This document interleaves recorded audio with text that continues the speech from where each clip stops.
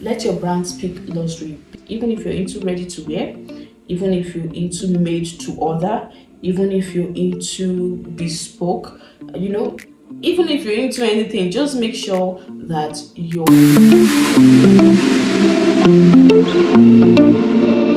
I have been yearning to make this particular video to, talk about this particular topic for months now. But as you can see, there's a change in my voice. I had to take care of myself first. I was having catarrh back to back. Even up to now, I still have those catarrh symptom is still right there. I still keep on, sneezing and all of that.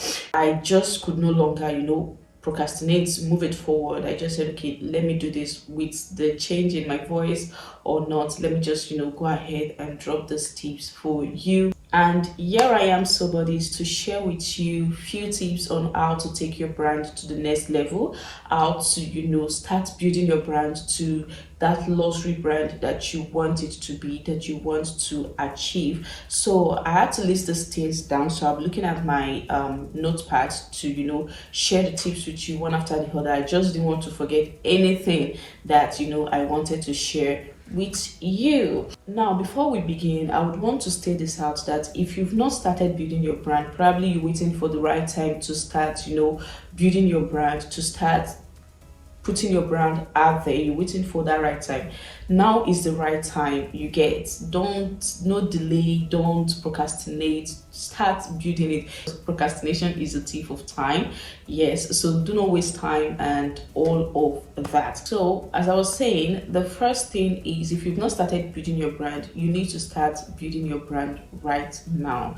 You don't need to start waiting for the right time. There would never be a right time if you're waiting for, okay, let me wait till when I have a good phone, a good camera phone to take pictures of my work, or let me wait for when I attain so and so feet in my workshop, in my sewing workshop. Let me wait till when I'll start putting my brand out there. There is no right time. There is no right time at all. Rather, start with the little you have, start with what you have currently to start building your brand.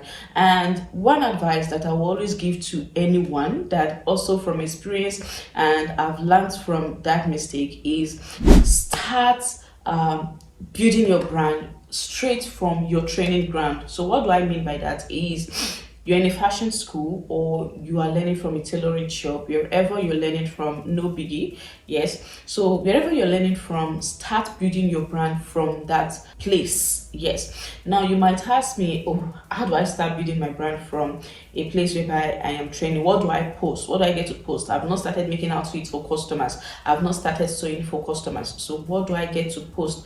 What do I get to share out there? Now, if the goal while you're learning fashion is to be able to cater for yourself and maybe everyone around you, then you need to be vocal about your skills. You need to preach your brand, speak your brand out there. And that is why it is best to start building your brand straight from your training ground. So even if the background of the fashion school or the background of the tailoring shop is not fine, you can go ahead. Right now there are a lot of backgrounds everywhere, or just look for one fine particular spot and use it to take your pictures. I know you might be wondering, okay, I'm not sewing for customers yet, so what am I going to post? Am I not supposed to post customers' work and all of that? No, you're not limited to only posting customers' work. Now, you see those assignments you've been given, you see those projects you've been given, use that as your content. You get, let people know that, okay, this is what you are now into and this is what you make. So the more reason whenever you're giving assignments or projects, you should put your all into it to make sure that it comes out well. That way you can be able to post a very good job, and when people see, they'll be like, oh, she's just learning and she's already attaining this feat. She's already sewing this neat and beautiful design style outfits. So that is it. So start training yourself from the fashion. Do not wait till when you are done with your fashion school before you start posting. No, start posting from, sometimes you can just get to create content of spend a day with me, you just do those kind of things. A day with me could just be the day when you're making your assignment or your project work at home. You can just create a little video and all of that, and these the outfits I'm making, and see just little tips here and there.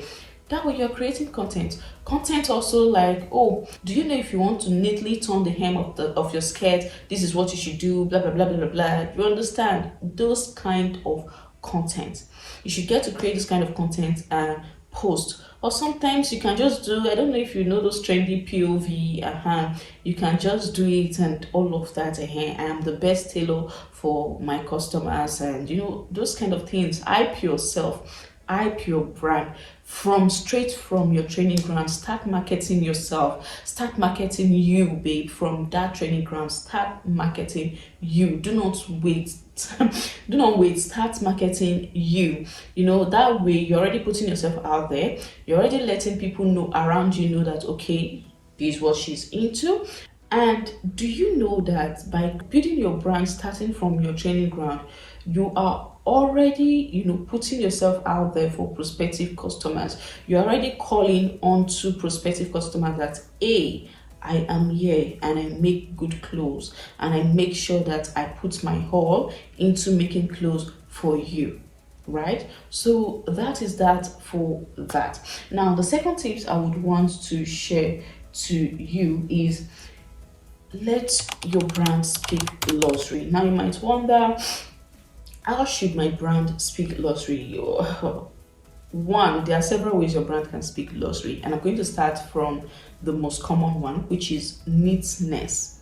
Do you know, okay, this person might sew a button down shirt, and this other person might sew a button down shirt as well, but this person's work is rough. Okay, let's say B work is rough and A work is neat. Do you know A work will look more luxury, it will look more classy than B work, and it is the same fabric, it is the same button down shirt, but because A work is very neat, because A took attention to details and make sure that the stitches are straight, make sure that, okay, after every stitch, A ironed the fabric. Because of all those little attention to details that A took note of, A outfit is definitely going to look more classy, more luxurious than B's button down shirt. I don't know if I'm making sense. I think I will try as much as possible to look for pictures of a rough button down shirt and a neat button down shirt. Like the moment ironing makes the work very neat. Yes, when you iron during every process, you're going to be shocked at how much neatness you achieve. And also, in achieving neatness, make sure that your stitches are always straight. If you're still having issues with achieving a straight stitch, you can make use of a chalk to be your guide. More of like you bring in your rule, and then you bring in your chalk, and you outline where you want to run your stitch through, and that way when you put your fabric on the machine, or when you place your fabric on the machine, you just go ahead and stitch on that line that you chalked out. I don't know if I'm making sense. So make sure that your outfits are always neat. And also, when it also comes to neatness, do you know, fine, it's very, very amazing to make sure that the outside of your outfit is very neat, looks very neat, and is mwah. But in as much as you want the outside of your outfit to look all beautiful, you also need to make sure that the inside of your outfit is also neat. Yes. Now another way to achieve a neat inner stitch is inseam stitches, and inseam stitches gives very neat look. And aside inseam stitches, because not everyone can go for that stress, and also not everyone will have the luxury of doing inseam stitches for every outfit. You can imagine for some ashwabi dresses, you now go ahead and do inseam stitches, and your customer comes and they're like, okay, these outfits you need a little alteration here and there, so you start losing and losing and losing. It's all stressful. So even if you're not making an inseam stitch, make sure, please always make sure that your outfit bangs in and out. You get, make sure that the inside of your outfit is also looking very, very, very beautiful. Make sure that it's looking neat. Let your stitches be unique with the way you sew your outfit, with the way you put your outfit together, with the way you make sure you achieve neatness in your outfit. You'll be able to create a unique signature for yourself, in the sense that when people see it, immediately they see that dress, they'll be like, this dress is for this person. Immediately they see the address, you know, okay, now this person, now I make this dress.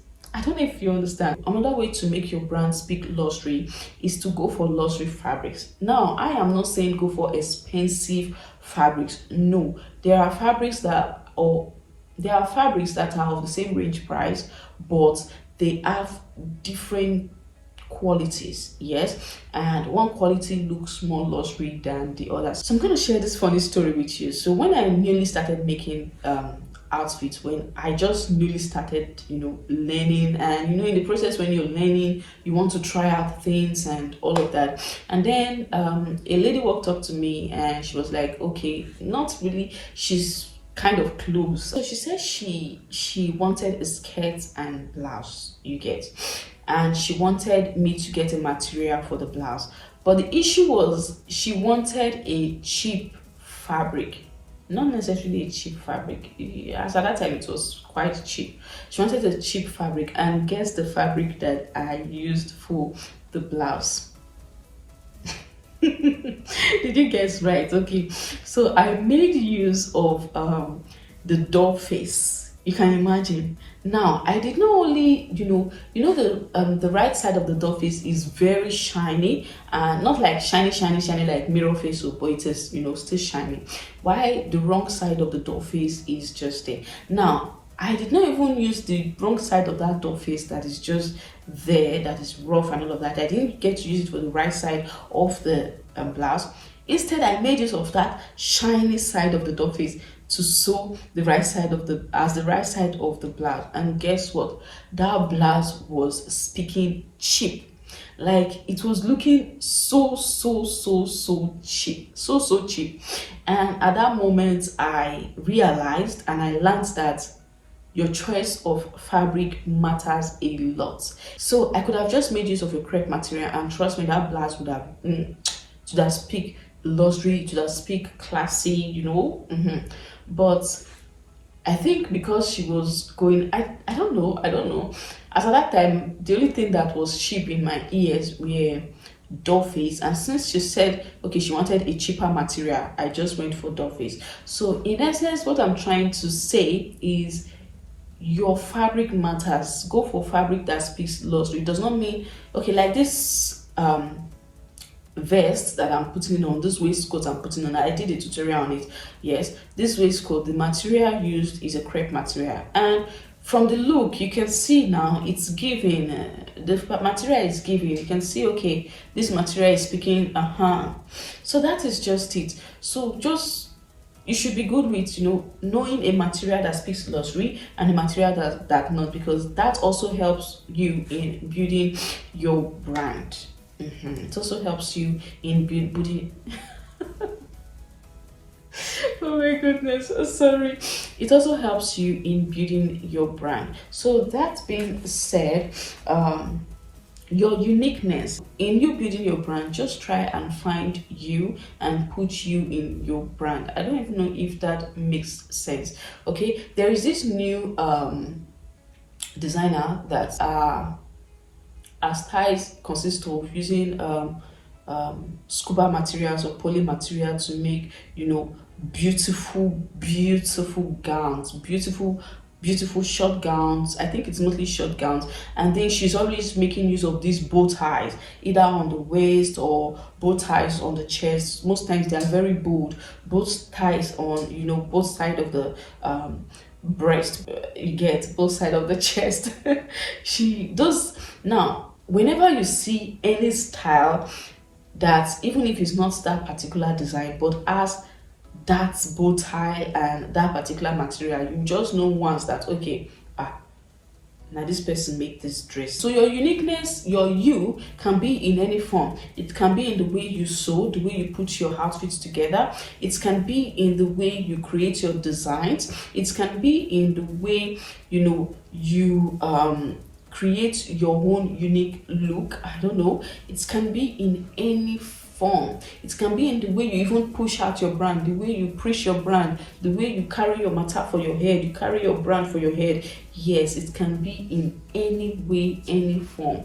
Just make sure that your brand is also speaking you. So these are the few ways that few tips that you can make sure that your brand speaks luxury. So that being said, the third one is use money to make money. Now I'm going to elaborate on that. Yes, take pictures. Create ads on your pages, your Instagram page, your Facebook page, your TikTok page. Make sure that you already have good pictures or good things that when people see, after creating ad, when people see that particular ad, they'll be like, okay, let me see more beautiful things that this girl has created. And when they enter your page, they're like, wow, wow, wow, wow, oh my god, oh. And before you know, you've gained a customer, you've gained a prospective customer that would order from you, or keep watching you to see, okay, is she competent enough, is she, stuff like that. You can just set a day aside. Let's say next week Wednesday, I want to take a picture, I want go for a photo shoot, I want to make a dress. And then you sit down and think of a design, or you can pick from this style, pick from this style, pick from this style, pick from each style and combine it together to get something beautiful. And you take your time, you buy the fabrics, you buy the appliques needed if there is any, you buy the beading needed if there is any, you buy all the necessary things needed, and you make that particular outfit. And after making that particular outfit, you look for a makeup artist to come make you up, to come tie you a gele if you need a gele for the outfit. And then you look for a makeup artist to make you up, of course, because makeup pops out your face for your outfit. It's speaks. And then you look for a photographer to take you pictures. That way you have your professional pictures, and you also post those on your social media, on all your social media accounts, brand accounts. You post it, both your personal, both your brand account. You post it. You don't know where your customer is coming from, so you post it. You get. Now, in a situation whereby, fine, you've spent a lot of money making that dress. Yes, it's that dress, because I know definitely you're going to make a unique outfit, right? Now, you might start wondering, okay, where do I see more money to make, to get a makeup artist, to get a photographer? That is where collaboration comes into play. Yes, collaboration, meaning you look for a photographer that will collaborate with you, and you look for a makeup artist that will collaborate with you. That way you don't need to pay. Collaboration means this person is going to make you up, this person is going to take pictures of you, and the thing you guys are going to do is you're going to bring in the outfit, you're going to bring in yourself to, or you bring in a model to model the dress for you. And the thing is, once the picture is out, this person is going to post the picture that, oh, makeup by me, dress by me, photography by dress by this so person, photography by so person. You get. Now the photographer will also post pictures, camera by me, pictures by me, dress by so person, makeup by so person. Then you, as a fashion designer, you also post on all your social media accounts as well. Outfits by me, photography by so person, makeup by so person, gele by so person. You get. That way each of you are advertising your brand, and that way you've gotten your professional pictures as well. First bird you just killed is you have gotten your professional pictures without spending too much money. That is after spending money on your fabrics, on making your fabrics, you've gotten your professional pictures without spending excess of it. Now, another bed, the second bed that you were able to kill by doing collaboration is you have been able to, push out your attention, your brand to other places, in the sense that the photographer has posted you, the makeup artist has posted you, and they have also written outfit from so person, that is outfit from you. That way, if the photographer has someone who does not have anybody to make a dress for them, to make an outfit for them, and they ask the photographer, please, do you don't know where your customers are coming from, they ask the photographer, please, do you have anyone that can make an outfit for me? And the photographer will obviously be like, oh yes, yes, yes, yes, I do. Take her contact. You've gotten a customer from there. Same thing from the makeup artist side. If she has a customer seeking for someone who would make her outfit, you will be the one, obviously. So that is how you do these things. You can do this twice a year, maybe on your birthdays, and on a normal day, just wake up and say, okay, I want to do a shoot. Probably you have free money.